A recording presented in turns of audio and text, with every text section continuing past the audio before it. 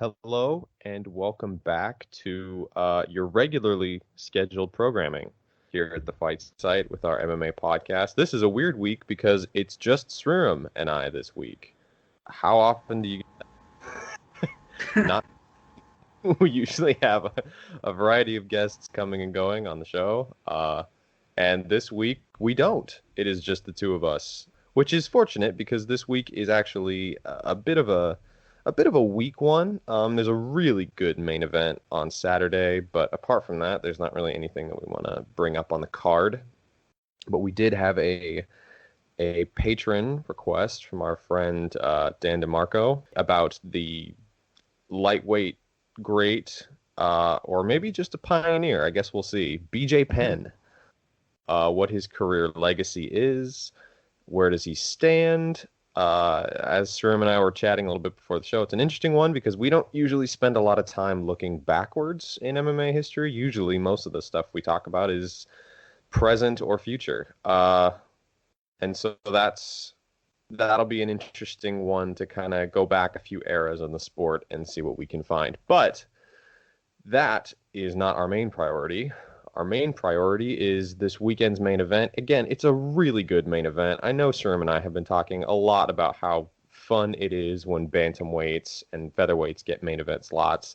And this is a really good one. Marlon Moraes versus Cory Sandhagen. They get 5 rounds. It's just awesome. A bantamweight fight. Pretty much any top 10 bantamweights, you can put them together, and you know the clash will be awesome. Are you as excited as I am? Yeah, I mean, as a fight, I think it's brilliant. As a way to develop a young prospect, I think it's slightly, significantly less brilliant. But it's a terrific fight. I mean, if this was happening during Sandhagen's win streak, like right after a Sunsao, I'd be nothing but excited for it.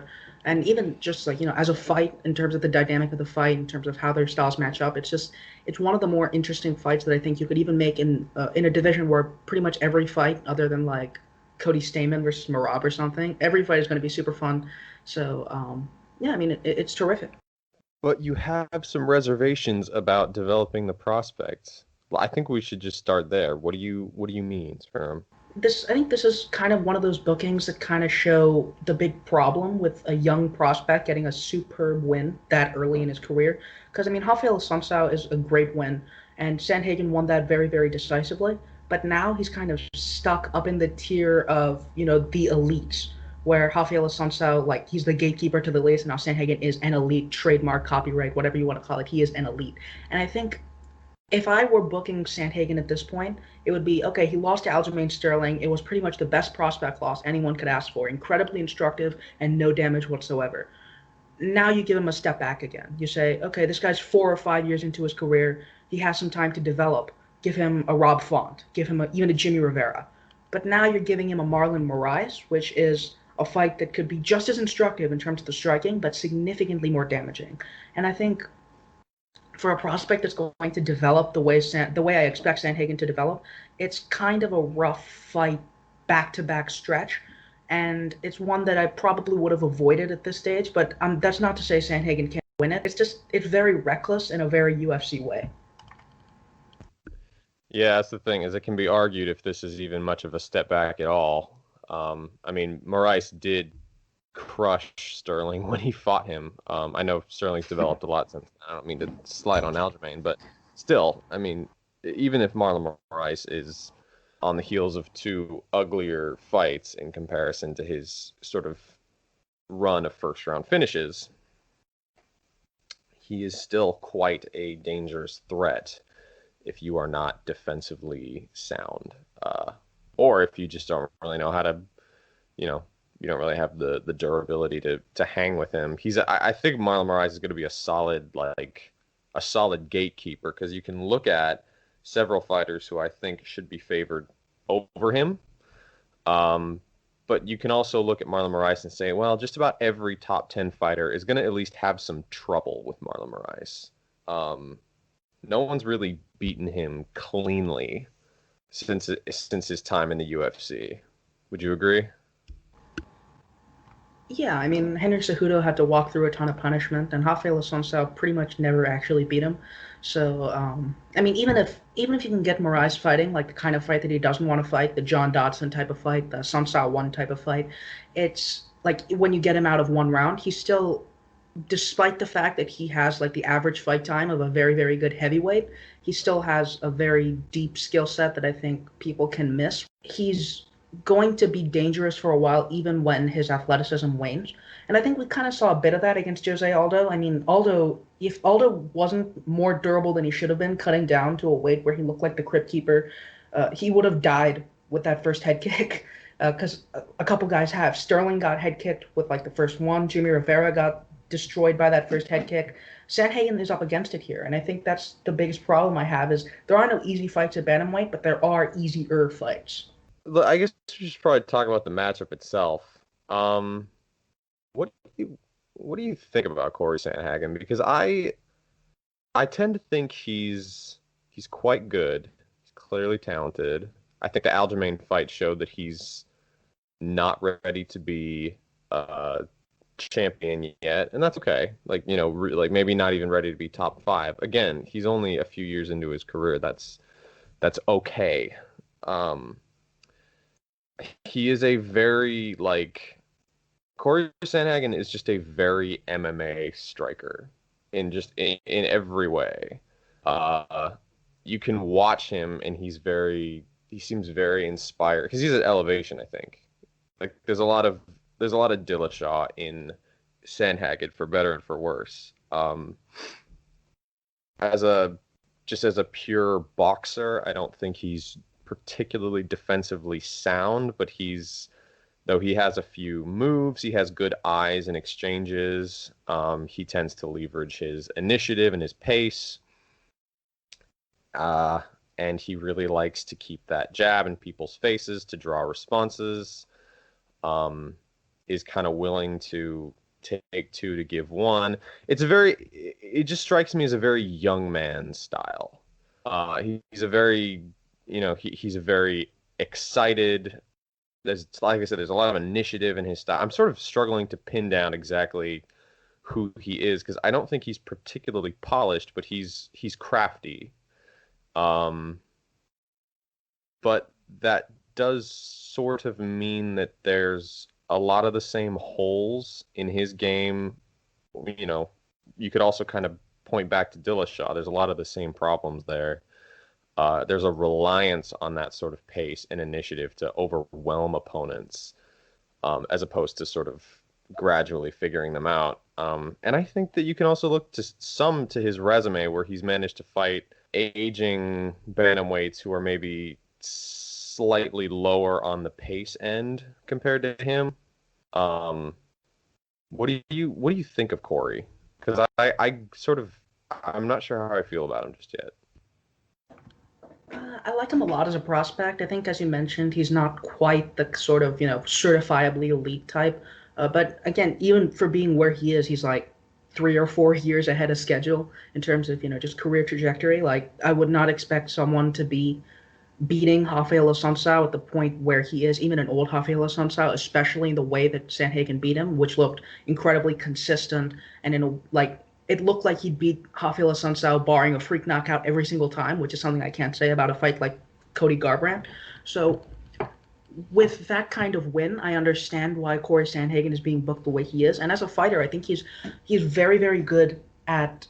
So one way that you mentioned in that Cejudo article is that he fights with a sort of brimming confidence, and I think that's the best way to put it. Is that he's not like a confidence fighter in that if his confidence is taken away, he can like just fall apart. I don't think he's that kind of fighter because he's gotten hit hard a bunch of times, but his confidence just hasn't been broken at all yet, even against like massive hitters. And the way that he fights is he's deep enough offensively that he can throw anyone off on the counter, and he fights with such a pace that everyone is forced to fight on the counter. So like someone like Rafael Sunset, right, is always going to sit on the counter, and that's what makes Sandhagen such a tough fight for him, even on paper. Is that you have someone who's going to sit back and let the counter punch, and you have a Sandhagen who's just constantly in your face, jabbing, feinting, doing weird things, and most importantly, making reads. Because he's a very tactically astute fighter in terms of certain exchanges. He was able to throw off Austin Styles like little southpaw angling off counter like within seconds. And then he did that with the same like Austin Styles hitting him right off the hand fight. He beat him to that in the very next exchange that he tried it. So Sandhagen, he's most of all, he fights in a way that allows him to collect reads very quickly and exhaust his opponents very quickly. He puts a premium on body work and just on keeping the pace up. And I think that's, as you mentioned, it's a very young man style. And with that, he was even able to like get John Lineker to kind of back off a bit with just the amount of inputs that he was giving him. So it's a replicable, very effective style. But I think there are some places where it hasn't quite been tested. As I mentioned, he hasn't really been forced to slow down yet, and it might be a bit harder if he can't just make guys react to him rather than him reacting to them. As you mentioned, he's not defensively that deep, and guys can kind of just run him back to the fence. I think Yuri Alcantara managed to do that, and Alcantara is pretty fine, but Sandhagen didn't look like a particularly good outfighter when a guy was able to just say, I don't want to react to you, you react to me. And the worry with Marlon Moraes, I think, is both the thing in exchanges and the kicking. So people haven't really kicked Sandhagen much yet, and it might be a bit of a stereotype, but the way that he moves, the kind of loose, non-planted way that he walks around, I kind of have a hunch that he's not great at dealing with it. So this is a tough stylistic fight that I think might be offset by just youth and confidence. I think he's a little bit like a young. He is a little bit like a young TJ Dillashaw, and I mean like a young TJ, because we went back and watched his fights with Barao, um, and there's a lot of the same kind of flow to his game. He's usually not like he's not really building off his jab in the traditional way, um, but he'll kind of throw it to annoy people, engage distance, and then he'll sort of throw what he sees and march opponents down and then back off a bit and reset. Um, like he's the same kind of striker. And so on one hand, I think that kind of pace and willingness to just sort of stay in an opponent's face could be good against Marlon Moraes because that's basically how Henry Cejudo beat him, is he eventually just refused to go away. But it also means that there's like the opportunities to counter him are great. He's not a very hard fighter to just hit in exchanges. And it honestly, it's similar to like a Paulo Costa type thing. It might take a pretty brutal beating for him to learn some of the lessons about that style. I mean, and in some sense, like Lineker was meant to be that lesson because a lot of times Sandhagen would just sort of stay in the pocket and try to exchange with Lineker, and Lineker would crack him really hard in return. And that is kind of where Moraes makes his hay a lot of times. It's usually with like Moraes will kind of sit down on a flurry of punches and hurt people or scare them off. The kicking is a really big one to me. The question is sort of like the thing with Moraes is I sort of don't really know how much longer Moraes can keep doing this. Because it would be like it would be sort of surprising. He's pretty deep into his career, and he might be slowing down a bit. I think the series of first round finishes that he got was maybe something of a mask or kind of a band-aid over the fact that he really can't, he can't fight at pace for much longer. Because there's just eventually a point where he just gets too tired throwing kicks. But still, like, is that really the way that you want to approach Marlon Moraes? Do you really want to be like, if you just go full bore, you run the risk of getting clacked early? I mean, this is actually one of the reasons why I said that I don't think Cejudo's game plan against Moraes was that bad. I don't think he could have afforded to just gone straight at Moraes from the get-go. I think he needed to wait until Moraes had sort of expended some energy before he was actually able to blitz in on him and sort of pin him between the pocket and the clinch. I don't know if Cory's actually going to do that.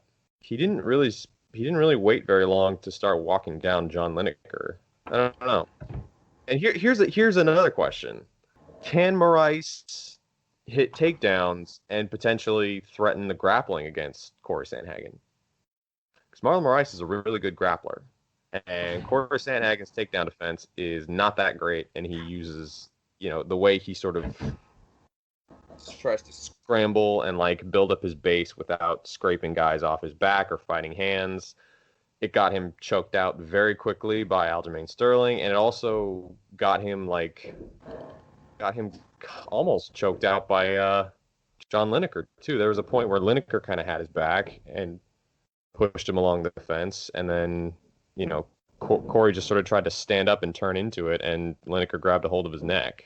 Man, that suck. Because, I mean, most of the allure of this fight is the striking. So, I mean, I wouldn't be super surprised, I guess, by Moraes going for takedowns. I think he's kind of lost the sort of, especially later in the fight, if he's not finished Sandhagen in a round, he might try to lat drop him again, as he has the best lat drop in the history of the sport, because he lat dropped a prime Jose Aldo. But I think the more interesting questions are more on the feet, just because I don't really think Marlon Moraes is the kind to, concertedly implement his grappling. He's never done that in the UFC, past the knockdown on a Sunsao and the choke. I think he's going to need to find success on the feet to find success on the ground. I think we've gone into Sandhagen a little bit, and I think it's worth going into Moraes, because I think the way that Cejudo beat Moraes, either way, is very, very dependent on athleticism. Because even just hanging out at range with Moraes, that's kind of the brilliance of Moraes, is that you can't hang out at range with him because he's such a genuinely effective, good kicker in a way that MMA doesn't really have. He can kick on the counter. He can mix his levels up. He has a very, very, very quick switch kick. And hanging out at range with him, that just doesn't make much sense unless you're super durable and can wait for him to exhaust himself kicking you in the head. But rushing the pocket means that you risk the counter punches. Moraes has a very, very good left hook. He can do some cool outfighting things. He can pivot with his jab to stay in the open, and he's in general pretty great in exchanges. So I think Sandhagen's options are to eat that counter and just keep the exchange going and make Moraes not want to be there for very long, but that takes some durability. And B, it's to hang out at range until Moraes exhausts himself, which probably means eating some kicks, and that takes some durability. So I mean, either way, if the route to beating Moraes is him not doing the things that he does, then Sandhagen is going to need to be able to take that. That's something that's hard to gauge. I mean, Sandhagen looks stupidly durable. He looked very, very durable against even Sun Tzu's counters, where he just didn't really care, and against John Lineker, where Lineker hit him very, very hard in the body numerous times, and he just didn't sell it, and in the head numerous times, and he didn't sell it. So, I mean, it's a theoretically viable way to approach it. It's just not a safe or necessarily replicable one. So if Sandhagen can't solve what Moraes does at the beginning, it's going to be a rough fight, win or lose. Yeah, it's kind of feeling that way. I don't know. I like Sandhagen, but I've always approached him with a degree of skepticism. I still have that. And again, he's really young in his career, but it's the sort of skepticism you get when a prospect is sort of shoots through the rankings against opponents that are indicative of their ceiling, but it's not like Sandhagen over John Lineker. I mean, there's a serious argument that Lineker won that fight, and by the end of the fight, it was Sandhagen who was pretty badly beaten up by and had a choke sunk in. I think the way Sandhagen gets his reads is a pretty dangerous one. In the sense that he'll generally use he'll switch hit, use either jab, just sort of wait and try to get some information. He'll use it to gauge distance. It's nice when he has opponents who are sort of plotting for him, forward at him, kind of like a Lineker or an Sun Tzu. I don't know how well it works against a really concerted pressure fighter, but against pretty limited or at least slower paced fighters who generally just try to walk him down. The jab is a nice tool, but he does have a bit of the tall man defense. You know what I mean? It is kind of his rangefinder. Yeah, like the lean back and stuff. Yeah. Yeah, but it's also not that hard to crack open because if you can force Sandhagen in one direction, cut him off, and then attack the other side, you can catch him out pretty easily. The thing is, Moraes is more of just kind of a mid-range fencer.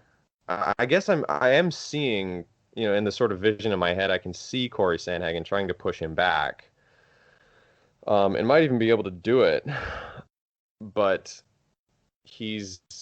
I guess when I said the thing that came to mind with the grappling is just like if Sandhagen gets knocked down for some reason, or gets his leg kicked out, like he does have Moraes' top game to worry about, right?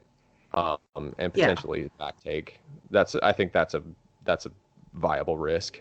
Yeah, I'm not sure. I really don't know how I feel about this one because I think that Marlon Moraes is he kind of just is who he is. If he can't get an early finish, I don't even necessarily think it's just a first round finish, but he can't get an early finish, he might struggle to really, make his offense count late in the fight. I think Sandhagen is probably a safer bet over 5 rounds. I just have questions about Cory Sandhagen. It's not even necessarily concerns. I just have some questions about like what kind of fighter he's going to be, and this is a very UFC way, kind of like baptism by fire, right? You have to answer them on the fly. I know he can push a solid pace. I don't know if he can keep the pace because, like as I said, in the end of the 3rd round against Lineker, it was Lineker who hit him with a really mean flurry and almost choked him out in like the last 20 seconds.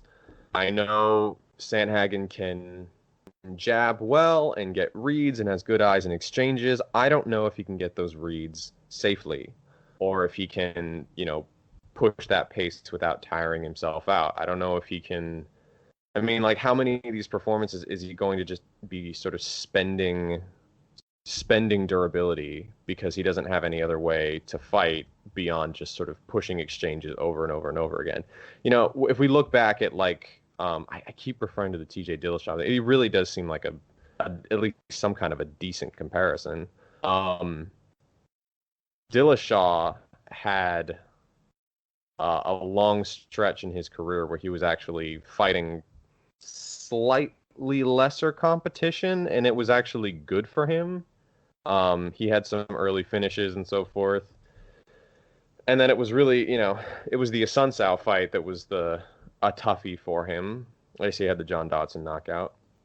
And then he sort of got into his championship phase. But he had a longer stretch of building up some confidence and figuring out who he was as a fighter before he had to start putting his chin on the line.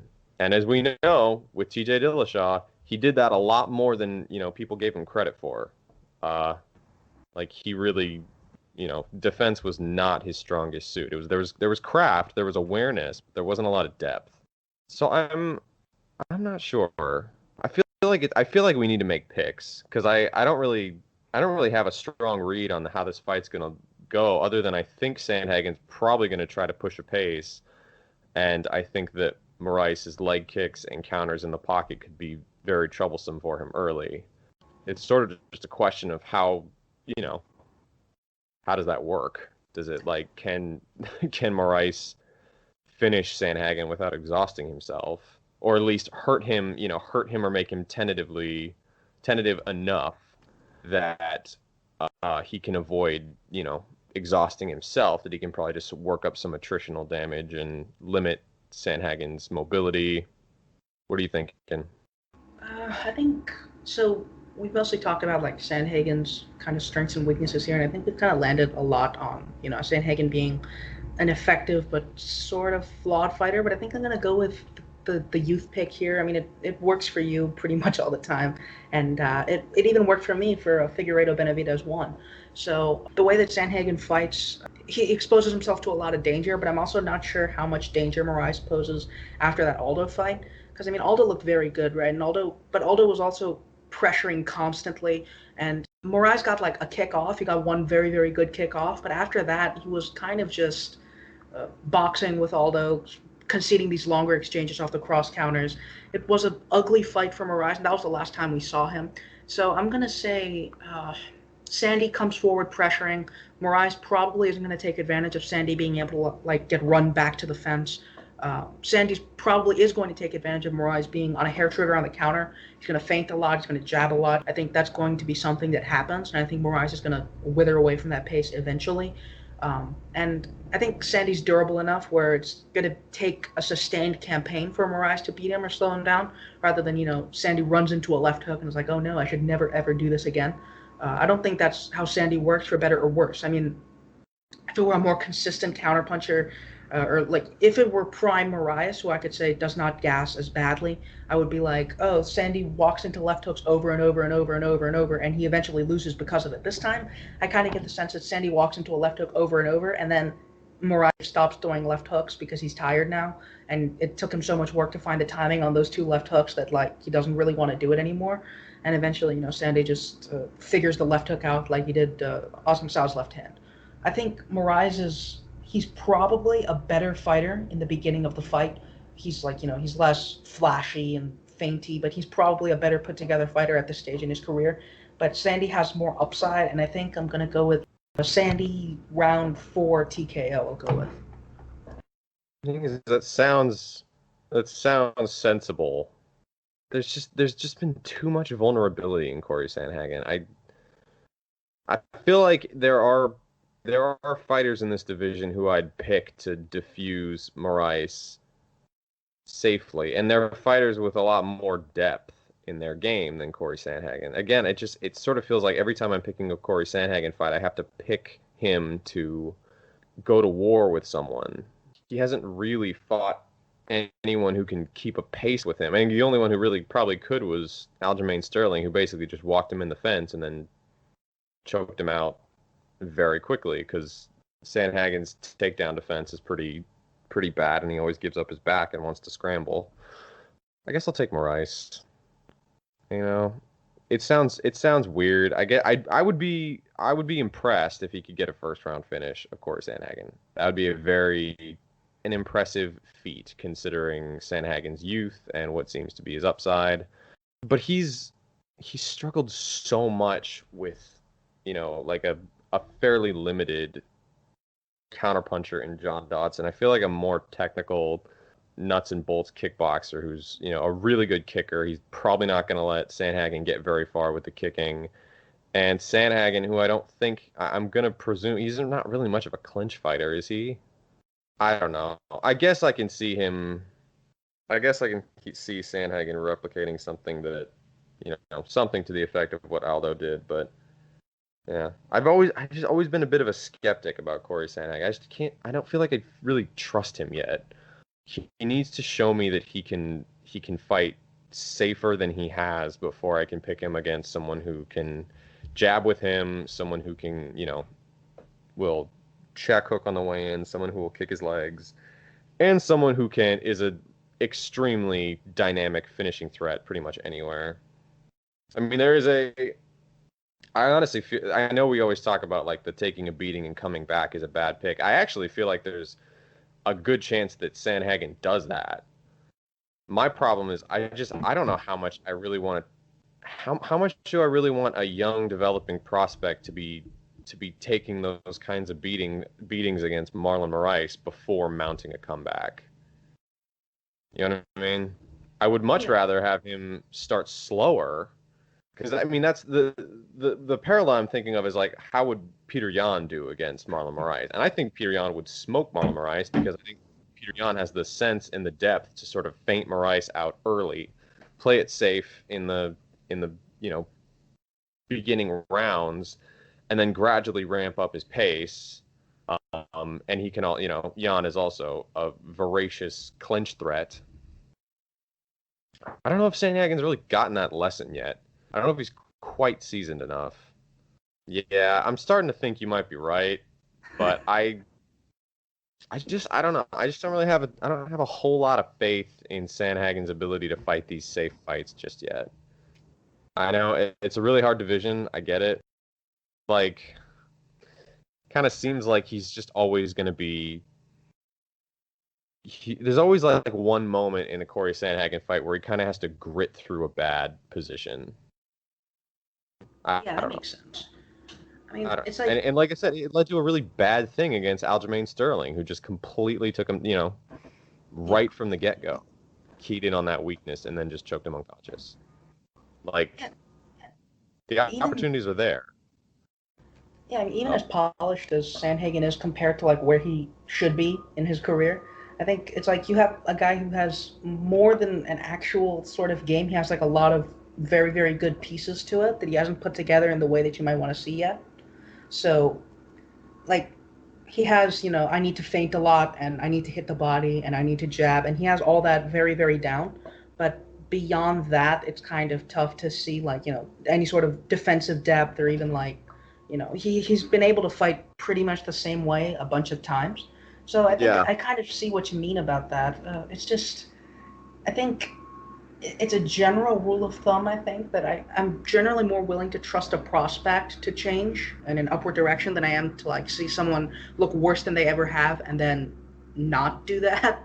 The trajectory for Moraes from here is always going to be down. Even if he looks exactly the same as he did, it's going to be down from there. It's never going to be up because he's just not in that point in his career. Where Sandhagen, I think he can go up from here. There's a lot of stuff that he can work on that isn't just like, oh, get better at this. It's more structure a camp around this and think about this kind of thing more, which I think he has the skills to put together a game that would trouble Moraes badly, just, get him swinging at air a lot or, gassing himself out, even with a couple big lands. It's just both directions have some serious doubts here. Yep. So Marlon Moraes, Cory Sandhagen. I think who's the favorite?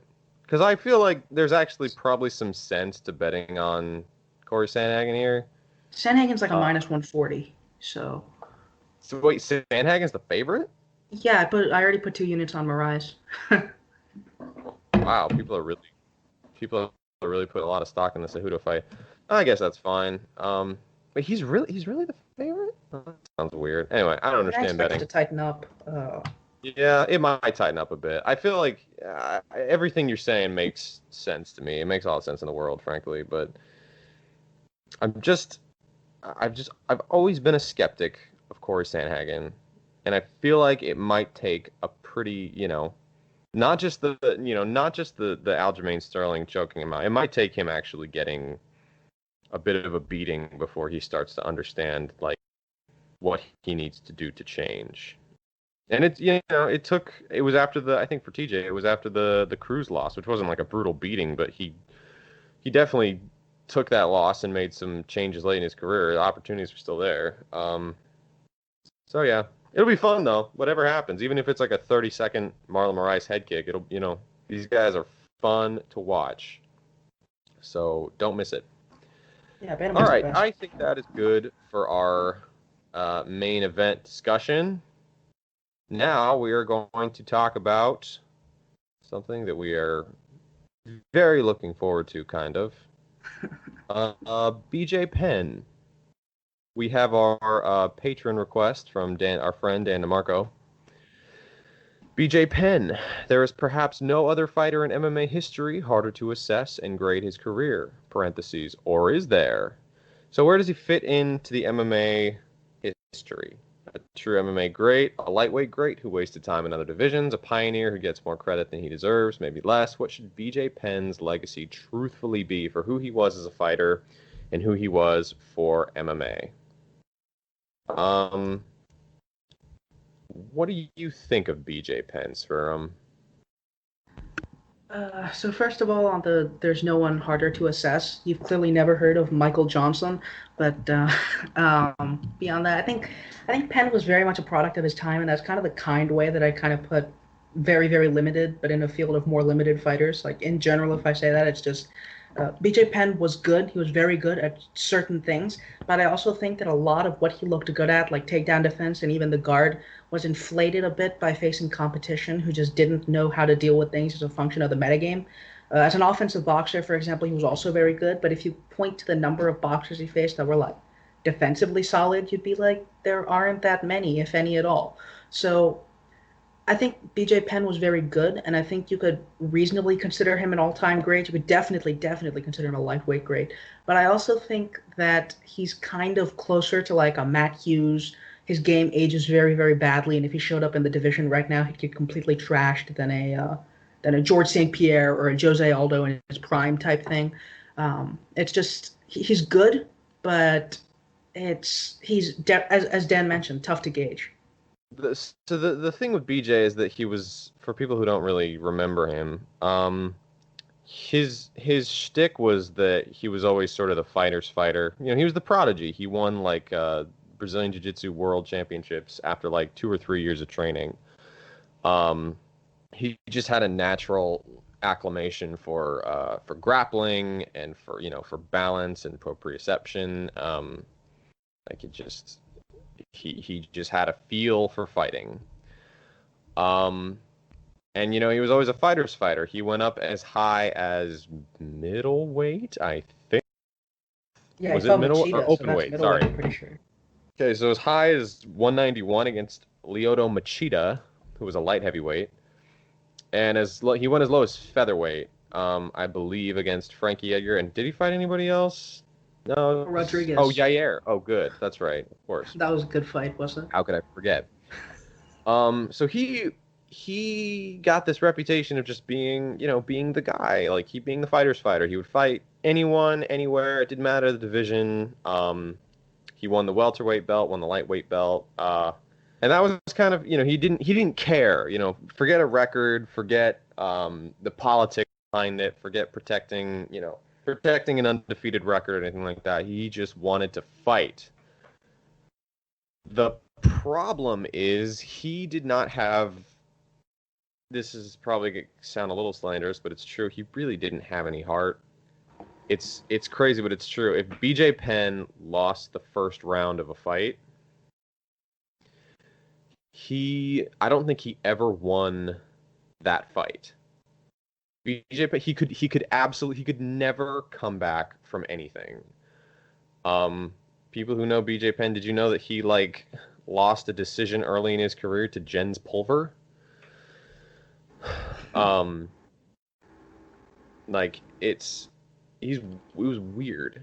He just could not. It was almost like just sort of a psychological episode where he just would see that a guy wanted it more than him, and there was a kind of passive, you know, frustration where he just sort of almost roll his eyes and be like, all right, whatever. Like, you know, I guess I'll take the loss this time. I'll try better next time. He was a very dynamic fighter. He was a great grappler. He would always go for the rear naked choke. That was kind of his thing. He had heavy hands. He had a granite chin. But he was a very coldly reactive fighter. He was not a very, that's in some ways, that's part of the reason that GSP, around this sort of, even when MMA was at its infancy, part of the reason GSP was a great fighter from the beginning was that he just had a lot of initiative. He knew how to take the fight where he wanted it. He knew how to control and dictate exchanges. Penn was a lot more of a pro. That's probably why GSP's comeback actually turned out a lot. People still apply to look like a relic because he just was really passive in fights. He wouldn't do a lot until he wouldn't do very much until opponents kind of pushed him. Yeah, and that makes evaluating BJ Penn tricky because he still defended the lightweight championship 3 times, which is the most that title has ever been defended. But come on, it was against like Sean Shirk, Kenny Florian, and Diego Sanchez. I mean, we're not talking about the greatest opposition here. And it was the Diego Sanchez fight that was the weirdest because Diego landed like 4 strikes the entire time. BJ didn't get a scratch on him and just kind of. But it was also the sort of thing where you could look at that fight and I think Penn probably could have wiped Diego out anytime he wanted to, and he just didn't. So he's a strange one. Because pretty much every good stretch of his career is marred by a loss. There's always something that sort of detracts, during his stint in K1, he had that weird loss to Lyoto Machida. Maybe people don't really put too much stock in it or whatever. He had his lightweight stint where, he beat Jens Pulver, Joe Stevenson, Sean Shirk, and then he lost to GSP in probably my favorite GSP performance ever. And then, he went back to lightweight.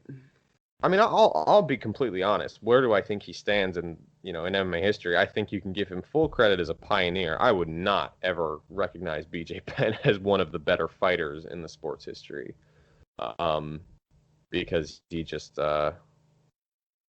wasn't. Some of it had to do with his technique as a fighter.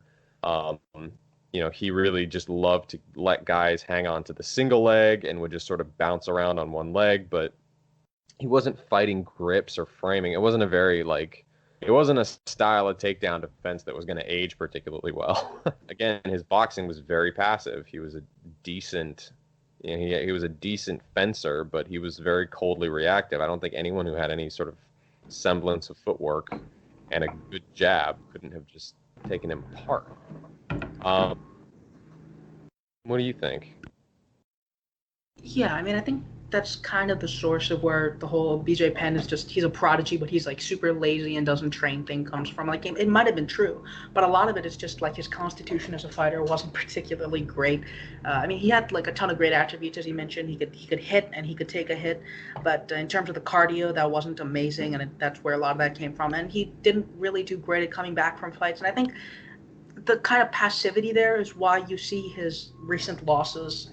Recent, it goes back to 2011, but why you see the losses that are more recent than his last win, they tend to be like, even the Yair Rodriguez fight was a blowout and the Hall fight was a blowout, but you still see guys like Guida and Seaver just like kind of taking him to these really dull, awful decisions, because Penn, even now, he doesn't really do that much, and even then he didn't do that much. And what that means is that, like, as he's declined, that's just gotten worse, while he's still reasonably, like, he's not super chinny. He's just willing to let a fight slip away from him on volume, and he's willing to like let someone like Clay Guida just kind of bullshit him out of rounds. Like, not even really bullshit, but just like volume him out of rounds, where he's just going to be like, oh, I don't want to do this anymore. So I don't see him as an all-time good in the way that I'd see many of the all-time greats, but I think there's a place for him just in terms of, he did what he could with the competition that he had in a field that was dominated by a genuine all-time good, all-time great in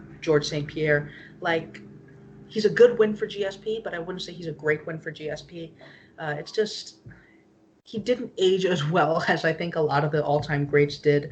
And even if you put him into the current lightweight division, like, I really don't think he'd be top 15. Someone like Renato Moicano would make him look really, really, really, really, really, really bad. I think that's something that we haven't mentioned yet. He had absolutely no kick defense. If someone kicked him, he'd be like, "What the hell is this? Why did you do that? Is this legal?" So that's another thing that I think pretty firmly puts him into a specific period of time where people didn't kick that much, and if they did, they had no systems around it. That's just like, the things that he did well, they were pretty limited in scope, and the things that he didn't do well, he just didn't do at all. So he's pretty much where, if you look at that era, you could see a couple fighters who are like, okay, these guys are like really good and they're going to age well. Penn is kind of just the epitome of this guy. Like, if you go back in time, you can find a bunch of guys who are like Penn but worse at it, where what they do isn't really that good, but Penn did it the best out of those people.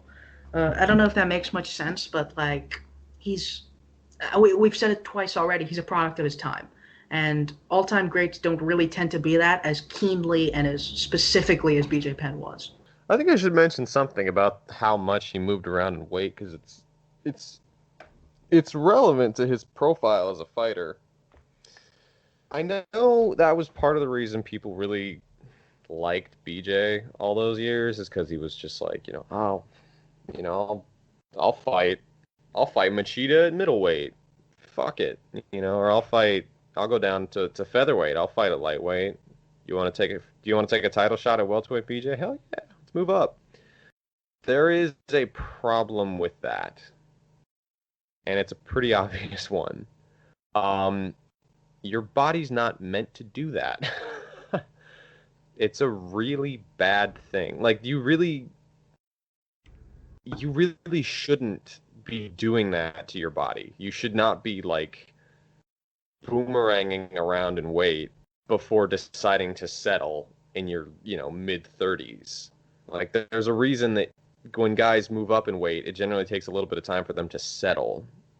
That's probably part of the reason that his slow decline was just magnified, because he had spent his entire career just yo-yoing his body in terms of weight, and then he's like, all right, I've got it, now I'll settle.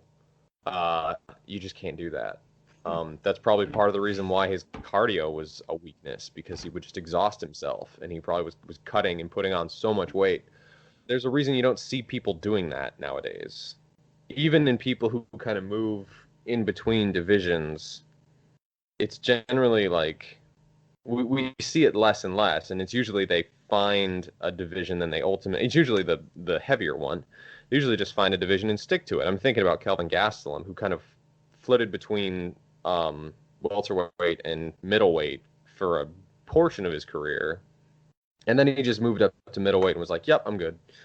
I'll just stay here. My body's settled out. I don't want to keep making the cut. I don't know how much of that had to do with laziness with Kelvin. I guess that's up for debate. But still, the point stands. You should not be jumping between 2, let alone 4 different weight classes. It's just not. There's just no sense to it. Yeah, I've never really rated Penn that highly, if I'm being completely honest, and I don't think I ever really will.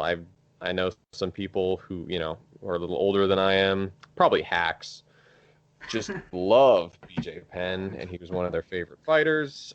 BJ's legal troubles as of late have been incredibly disturbing, as has his insistence on continuing to fight, even when it's clear that he can't do anything.